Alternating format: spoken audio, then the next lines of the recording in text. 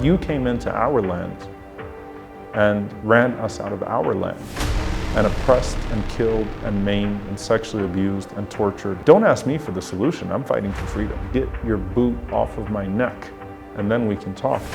Ending the occupation as a whole, ending apartheid. It's not rocket science. It's literally not rocket science, right?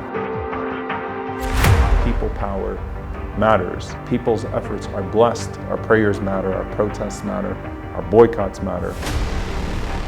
Going to Srebrenica, which was one of the most profound experiences of my life, I met mothers who had lost every single member of their family, and they still had the most beautiful of smiles. Over these last few years, we've experienced in the West intolerance coming from multiple directions. And that type of hatred is not just a threat to us, but it's a threat to what these societies claim to be built upon. If you think that protests and boycotts and the power of the people, the encampments don't work, then why is it that these countries are so determined to shut them down around the world? Why is it that Israel is pumping billions of dollars into its media artillery, into PR, to try to shut down these protests? So from a rational perspective, people power matters. And from a Muslim perspective, people's efforts are blessed by the all-powerful when they are sustained and sincere and consistent. Our prayers matter, our protests matter, our boycotts matter. As crazy as it is, I've never been more hopeful of a free Palestine in my lifetime than I am right now. So what will end the war in Gaza and bring peace to Palestine? Well, first and foremost, there needs to be obviously an immediate ceasefire, and I think that we're close to any moment. I think that Netanyahu is prolonging this genocide, obviously, to save his political career, which is quite an indictment of him as just a person, a human being, if he can even be referred to that way anymore. There needs to be an immediate ceasefire. The people of Gaza need to breathe. And there needs to be a prosecution, not just of Israel, for this genocide, but the United States needs to be held to account as well. I say that as an American. Yes, that makes my life difficult.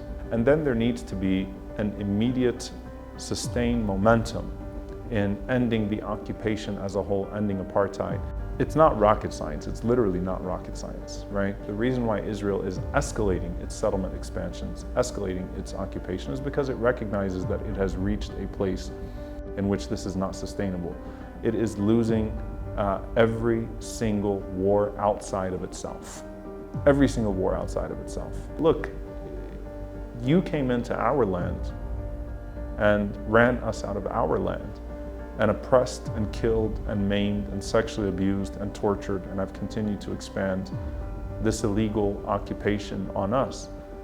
Don't ask me for the solution. I'm fighting for freedom. We're fighting for freedom. So when you start throwing around like a term like two-state solution or one-state solution, the solution is first and foremost, get your boot off of my neck and then we can talk. And I say this with much confidence.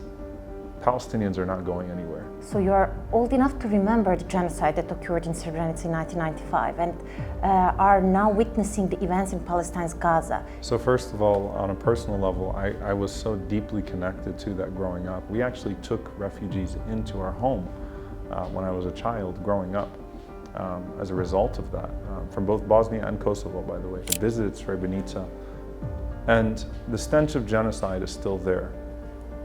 But I can tell you this, that the same resilience that I see in the mothers of Srebrenica is the same resilience that I see in the mothers of Gaza. People are still hurt. We're going to be going into the 30-year anniversary next year. People are still finding bones and remains, and the janazas are still happening. And I anticipate in Gaza the same will be true, that digging under the rubble for the next several years and truly accounting for the casualties will be a generational effort. But if people can rebuild from that, then people can rebuild from this. And I do believe that the human spirit, when it is connected to the divine, is so unbreakable. They'll come back from this. Going to Srebrenica, which was one of the most profound experiences of my life, I never emotionally shook it at all, especially the display of the shoes of the children and the elders and across the board. you know, where they lined up the shoes in the same place where those people were massacred. Going there actually, as much as it broke my heart, it actually filled my heart as well, because I met mothers who had lost every single member of their family, and they still had the most beautiful of smiles, and they still had the ability not just to function, but the ability to express empathy to me when they knew I was a Palestinian, and to say to me that you'll get through this like we got through this, that your people will get through this the way we got through this. And so I believe, and I hope sooner rather than later.